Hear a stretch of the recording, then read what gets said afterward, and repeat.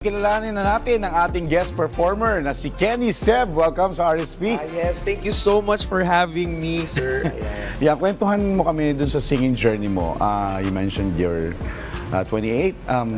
Kailan ka nagsimula magkumanta? Actually, 9 years old talaga. Okay. Nag-start na ako ng singing ko. Then, nag-audition ako sa mga reality shows, sa mga singing contest, national or sa mga amateur singing contest. Then, ngayon, bumalik ako last 2 years ago, bumalik ako sa singing career ko to, para ipagpatuloy natin yung singing career. And we heard na itong 2025, meron kang latest single na lalabas. Can you tell us more about it? Yes, ngayong 2025, magkakaroon ako ng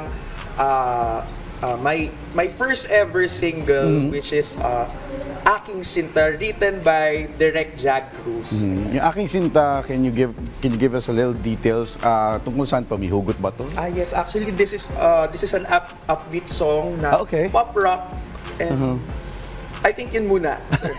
And we heard as well na meron kang ginawang or nag-perform ka sa isang Valentine concert. Kumusta?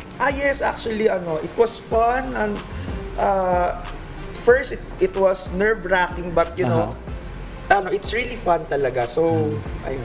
All right. And this is your time to invite your fans, yung fan base mo, sa mga social media accounts. Yes, of course. Good morning sa inyo mga ka-RSP. I am Kenny Seb. You can follow me on my social media, guys. You can search on Facebook, Kenny Seb.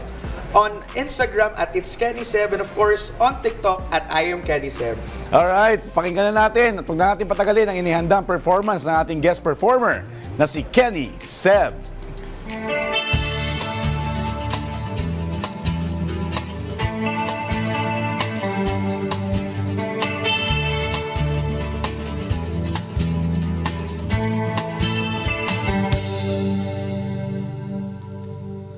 Nitong umaga lang, pagkalambing-lambing ng iyong mga matang, hayop kong tumingin.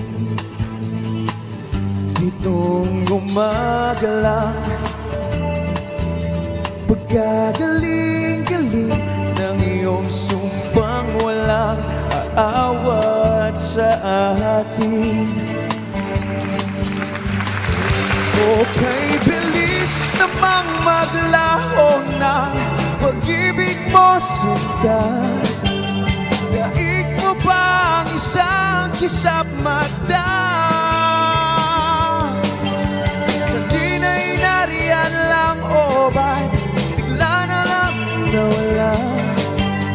Daig mo ba ang isang kisap mata?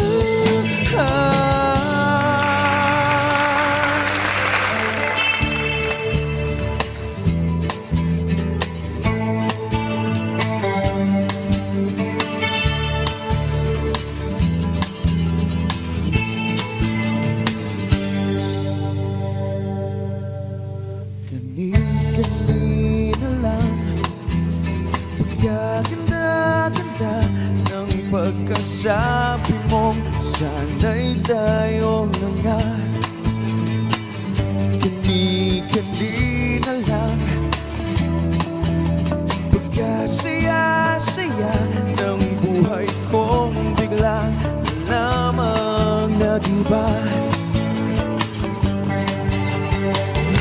Okay, bilis namang maglaho ng pag-ibig mo, sinta. Daig mo ba ang isang kisap mata?